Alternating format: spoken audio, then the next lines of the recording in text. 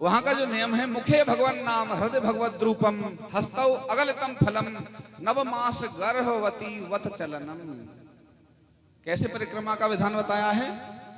मुख से सतत भगवान नाम उच्चारण होता रहे जब परिक्रमा करो, पहला नियम फॉलो करना है। और भगवान नाम कहाँ, वहां तो कुछ कान पे मोबाइल लगा के फिल्मी गीत सुनते जाते हैं। मैंने देखा यात्रा में आपस में बतलाएंगी, दो बहनें चली गई, दो भैया चली गई वहां, भक्तिमती माताएं जब वहां जाएंगी तो वहां जाकर के यहाँ की बात बतलाएंगी।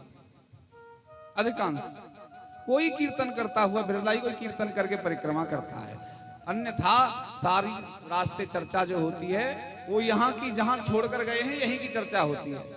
फोन करके पूछते हैं भैंस मिली कि ना मिली, पास गई कि ना पासी, कटरा को पिलायो कि ना पिटायो दूध हुआ। अरे कटरा छोड़ के गए हो कि नहीं साथ ले गए हो?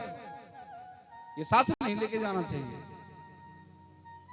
छोड़ करके जाना चाहिए था। यहाँ जो भीतर भरा है ना वही निकलेगा यात्रा में भी, भीतर शुद्ध करके जाओ।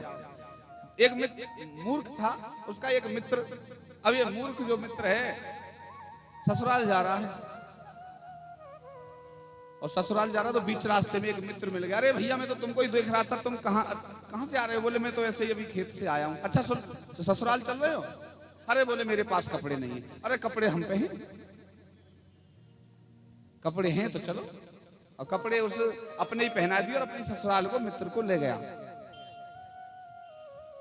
ससुराल में गए, चाय पानी अच्छी हुई। अब ससुराल में भी दो चार घर होते हैं तो सब रिश्तेदार हैं, आए हैं तो सब बुलाते हैं हमारे यहाँ आइए।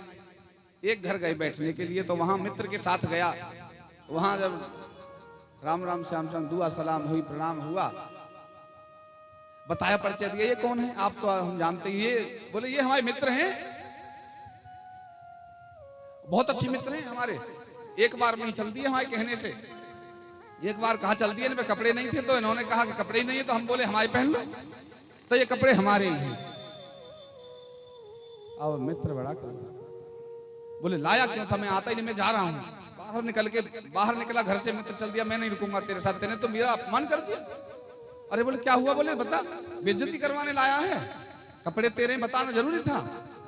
कपड़े क्या बताने की जरूरत थी? उसने पूछा था तेरे को कपड़े किसके पहन रखे, चुप रहता। अरे बोले गलती हो गई, क्षमा करो, अब नहीं करूंगा। चल तो ठीक है। अब दूसरे घर गए, दूसरे घर भी ऐसे ही जाकर के प्रणाम किए, बातचीत हुई, चाय पानी पिया, परिचय हुआ। आप तो हो ही, ये आपके साथ। बोले हमारे मित्र हैं, परमानंदी हैं और हमारे बड़े स्नेही हैं और बड़ा हमसे प्रेम करते हैं। ये कई बार कहा हमने, इतने में चल दिए हमारे साथ। और कपड़े बोला ही था, कपड़े भी याद आ गया। अरे वो बोले कपड़े नहीं कहे हैं, ये जो पहन रखे हैं इन्होंने, ये कपड़े नहीं कहे हैं। अब फिर बड़ा क्रोध हुआ, फिर भागा। बोले तू फिर अपमानित कर दिया मेरे को, मैं अब जा रहा हूं अपने घर। बोले क्या हुआ? बोले कपड़े का नाम लिया क्यों था? कपड़ा उसने पूछा तेरे को कपड़े अपने हैं कि नहीं है, क्या मतलब था? ये क्यों बताया? अरे ये भी गलती हुई, अब हम कपड़े की बात ही नहीं करेंगे। अगले घर गए, अगले घर जाकर के वहां भी यही क्रिया अपनाई कि भाई चाय पानी पिया, परिचय दिया। उन्होंने पूछा हाँ आप तो हैं और आपके साथ? बोले हमारे परम मित्र हैं, हमारे ही गांव से, हमारे मोहल्ले से, खेत पे से आ रहे थे। एक बार कहा हमने चले आए साथ। अब कुछ कहने वाले तो चुप लगा गए, और एक बात बोली, इनके कपड़ों के बारे में हम बात नहीं करेंगे।